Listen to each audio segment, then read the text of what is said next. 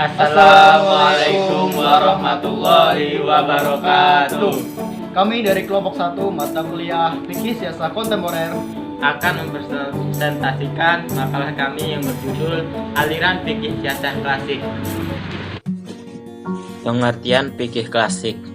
Kata fikih secara bahasa berarti al-faham atau pemahaman disertai ilmu pengetahuan. Ada juga yang menyatakan bahwa fikih menyangkut pemahaman yang diperoleh melalui persepsi berpikir yang mendalam, bukan sekedar tahu atau mengerti.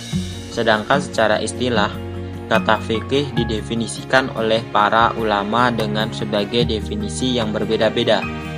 Sebagiannya lebih merupakan ungkapan-ungkapan sepotong-sepotong, tapi ada juga memang sudah mencakup semua batasan ilmu fikih itu sendiri. Adapun definisi istilah fikih yang dikenal para ulama adalah ilmu yang membahas hukum-hukum syariat bidang amaliyah atau perbuatan nyata yang diambil dari dalil-dalil yang terperinci. Klasik menurut Kamus Besar Bahasa Indonesia, definisi klasik adalah suatu yang mempunyai nilai atau mutu yang diakui dan menjadi tolak ukur kesempurnaan yang abadi atau karya sastra yang bernilai tinggi, serta langgeng dan sering dijadikan tolak ukur atau karya sastra zaman kuno yang nilai kekal. Jadi dapat disimpulkan, fikih klasik adalah ilmu hukum yang berkembang pada periode kenabian dan muncul tidak sekedar untuk memenuhi kebutuhan masyarakat pada zamannya, tetapi telah juga menyiapkan warisan berharga untuk membangun hukum di masa depan.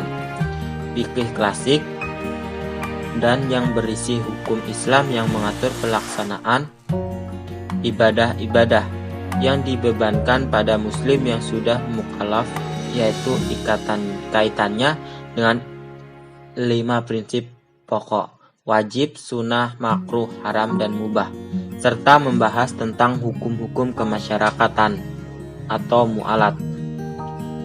Selanjutnya, pengertian fikih kontemporer. Fikih kontemporer dalam Kamus Besar Bahasa Indonesia, bahwa pengertian kontemporer berarti sesama pada waktu atau masa yang sama, pada masa yang kini, dewasa ini. Jadi dapat disimpulkan bahwa fikih kontemporer adalah tentang perkembangan pemikiran fikih dewasa ini.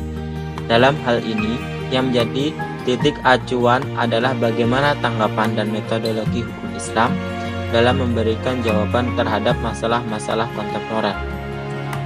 Latar belakang terbentuknya fikih kontemporer adalah akibat arus modernisasi yang hampir semua bagian yang dihuni oleh negara-negara yang mayoritas Islam.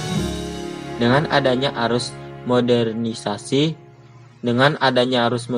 tersebut mengakibatkan adanya suatu perubahan dalam tatanan sosial umat Islam, baik itu yang menyangkut ideologi, politik, sosial, budaya, dan lain sebagainya. Berbagai perubahan tersebut seakan-akan cenderung menjauhkan umat Islam dari nilai-nilai agama. Hal itu terjadi karena kemajuan modernisasi tidak diimbangi dengan perubahan pemikiran keagamaan.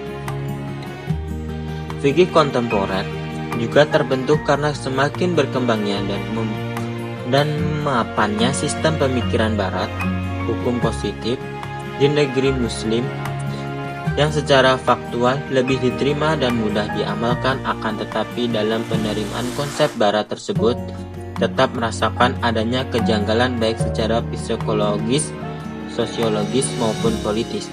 Tetapi belum terwujudnya konsep Islam yang kontekstual. Maka dengan rasa ketidakberdayaan mereka mengikuti konsepsi yang tidak islami, hal itu menggugah naluri para pakar hukum Islam untuk segera mewujudkan fikih yang relevan sesuai dengan perkembangan zaman. Ruang lingkup fikih kontemporer mencakup masalah-masalah fikih yang berhubungan dengan situasi kontemporer modern yang mencakup kajian Al-Quran dan hadis. Kajian fikih kontemporer tersebut dikategorikan ke dalam beberapa aspek, yaitu aspek hukum keluarga atau akademik terms, kontrasepsi, aspek pidana hukum atau hukum pidana Islam dalam hukum sistem internasional, aspek kewanitaan atau busana muslimah, wanita karir, kepemimpinan wanita, aspek medis, pencangkokan organ tubuh atau transfusi darah, euthanasia, aspek teknologi atau menyembelih hewan kurban secara mekanis, atau aspek politik dan aspek yang berkaitan dengan ibadah seperti tayamum selain tanah atau debu, kurban dengan uang, menahan haid karena demi ibadah haji. Selanjutnya akan dijelaskan oleh rekan saya.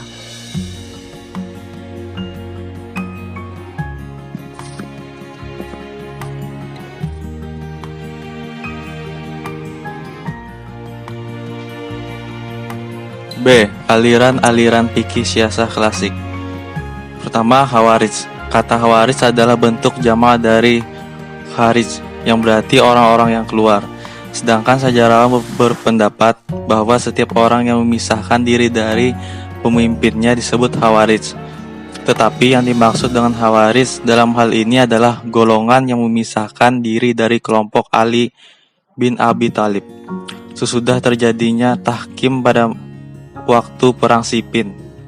Dalam perkembangannya, aliran ini terpecah menjadi beberapa sekte. Setiap sekte hampir sepakat mengatakan bahwa orang yang berbeda pendapat dengan mereka adalah kafir.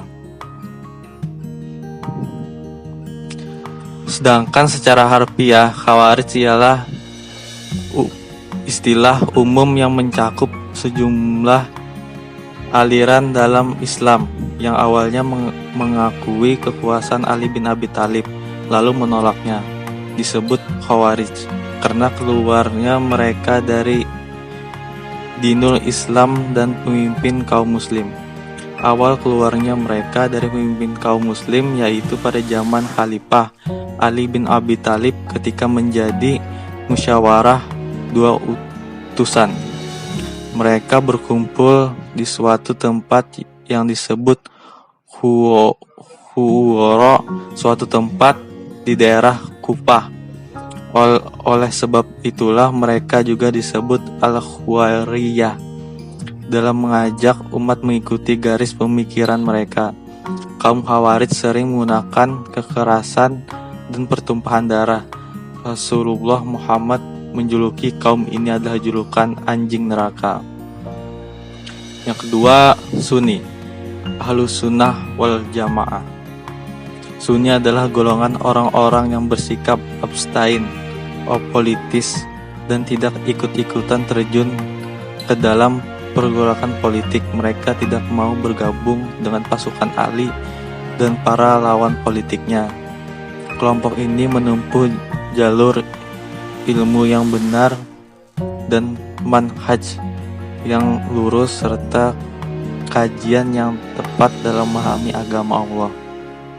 Memahami secara teliti terhadap ajaran syariat berdasarkan penjelasan Al-Quran dan Sunnah yang suci serta riwayat-riwayat dari para sahabat, serta menghindari segala pengaruh fitnah yang terjadi di antara sahabat di akhir Khalifah Ali bin Abi Thalib. Golongan ini disebut juga dengan Ahlus Sunnah wal Jamaah, yang berarti penganut sunnah Nabi.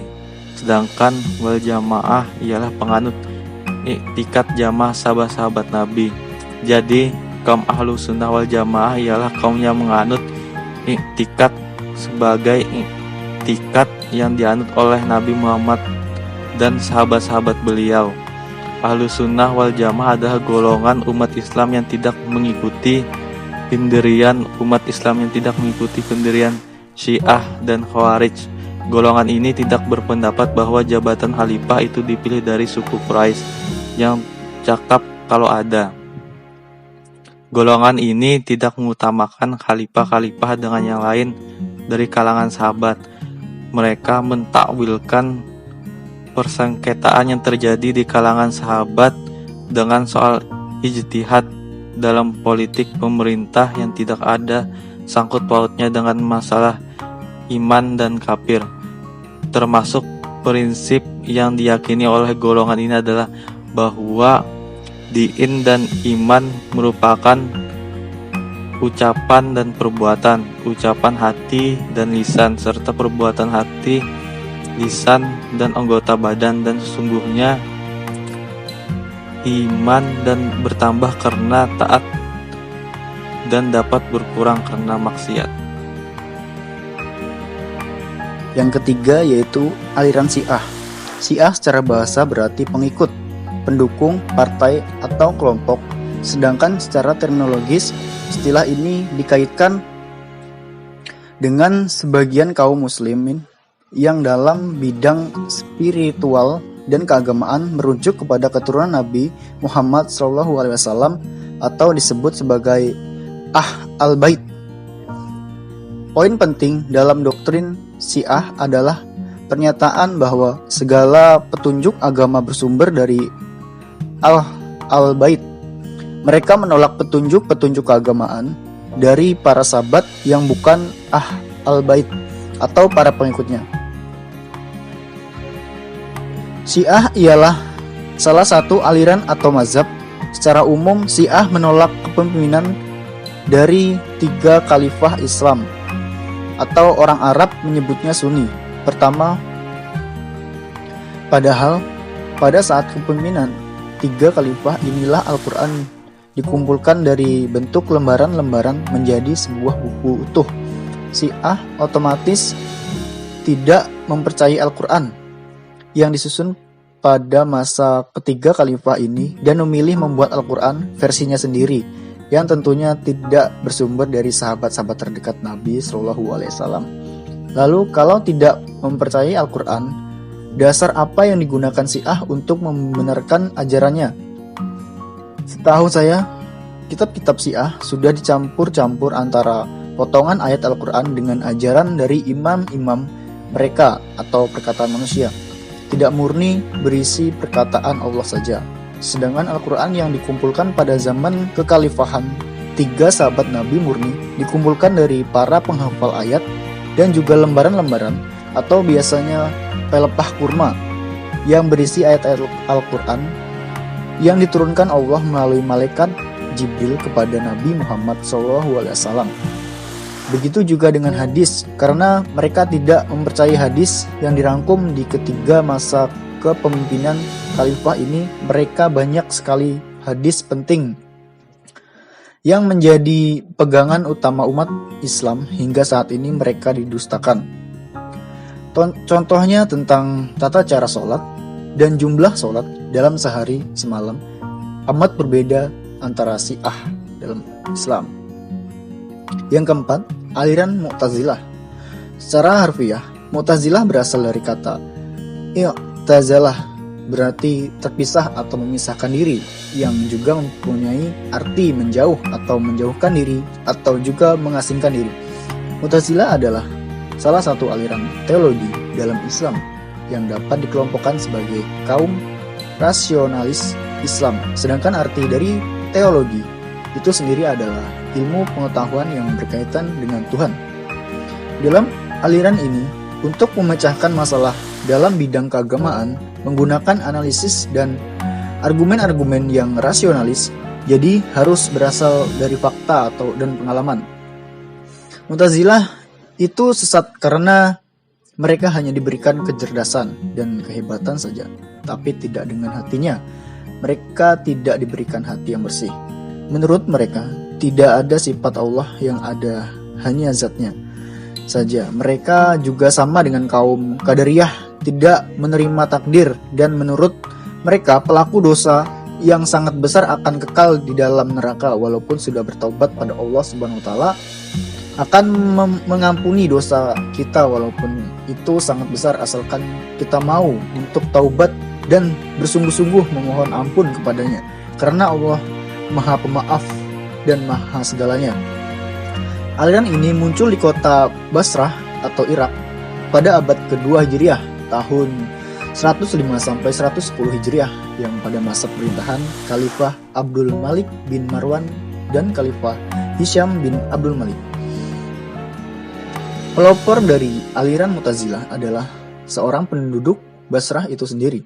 Penduduk itu adalah mantan murid dari Al-Hasan Al-Basri yang bernama Washil bin Atta Al-Makhzumi Al-Ghazal.